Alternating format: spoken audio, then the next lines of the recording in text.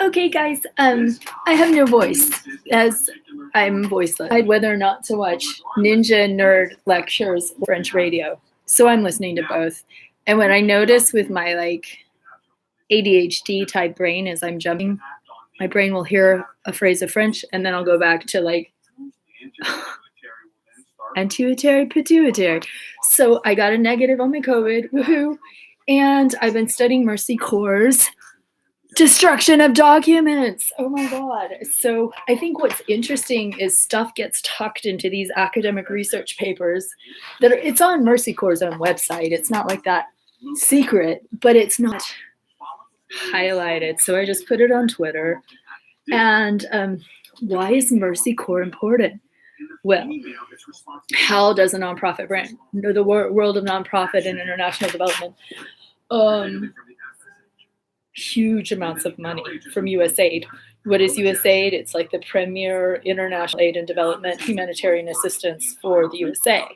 So how Mercy Corps handles sexual abuse is critical to the globe or our sense of responsibility across the world or our perpetuation of rape culture, victim blaming, victim bashing, etc., and cultures of corruption. So I got a cease and desist on Friday that really might have even made me sick, like literally sick, from a woman, and she's a woman promoting misogyny. And the promoters of misogyny, the foot soldiers of misogyny, as Mona El-Tahawy explains, are often women. They are recruited by the patriarchy to reinforce the patriarchy.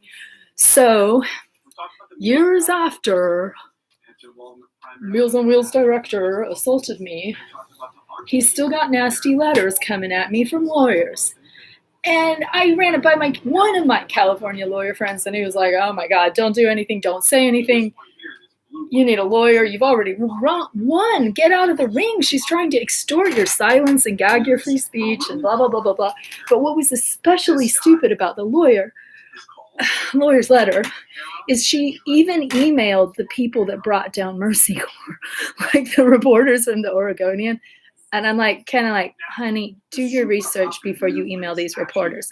So she reported a really sort of defamatory take on why if I ask a question of a candidate, two candidates, right, for this position, one in the opposition, one in the other, I asked two emails what are you going to do for women? Okay, you ignore me?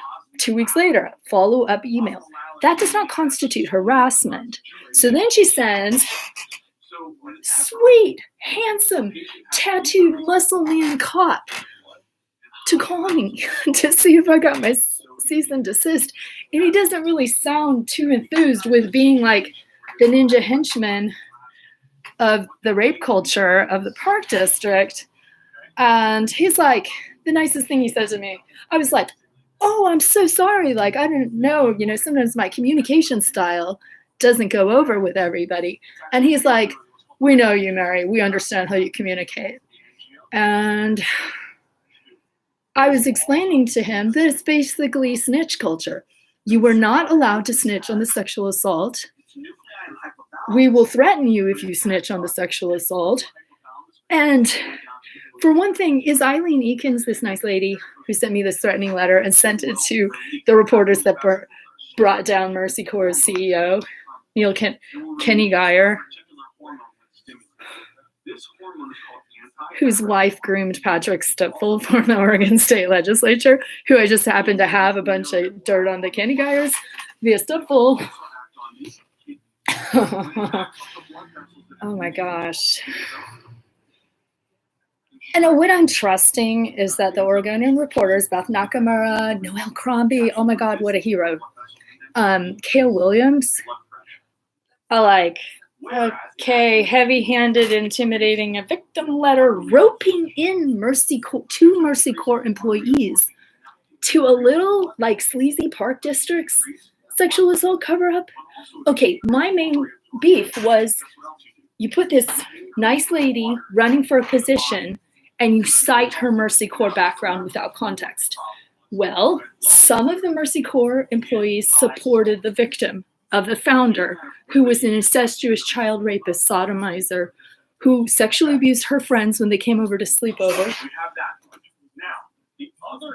who had child sexual abuse materials of underage girls of color in his desk drawer. My hair looks terrible. So, yeah, I just was hoping, well, and sort of, here's how the day began. Friday, this thing has rankled me. For months, I've just been like, ooh, Mercy Corps, ooh, like, ooh. Okay, like, what's up with that? You guys just had a big shakeup. So I'm just assuming Skylar Archibald hasn't done the research because he's too busy or whatever. So why you get, bragging about this Mercy Corps connection, which arguably they do great work in development. Like if you trust them to get anywhere near your vulnerable people with all your like $500 million worth of donations. So it's sort of like, it bugged me. So then I kind of was thinking, well, anyone working for that level of a company with that much funding and background and state taxpayer money probably has, I'm supposed to catch a bus. I don't know, I think I got to get out of here in 20 minutes. How do I make it? I thought she might be well suited to improve the culture because things are that backward, like backwater around here. So, hopeful, polite email to the entire board. Everyone ignores me. At that point, they were recruiting questions from the public. I'm a member of the public. I submit a question. Nobody answers. 2 weeks later, I send a direct question to the person who I'm reaching out to possibly be the most point of hope that to this organization, she's lived through Mercy Corps' sexual abuse fallout. Now she can help this little park district stop discriminating and retaliating, harassing, censoring, threatening.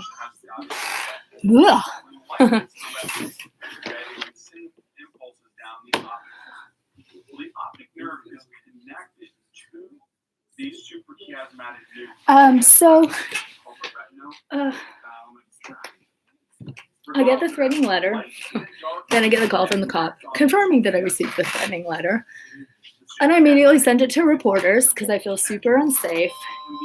Oh no.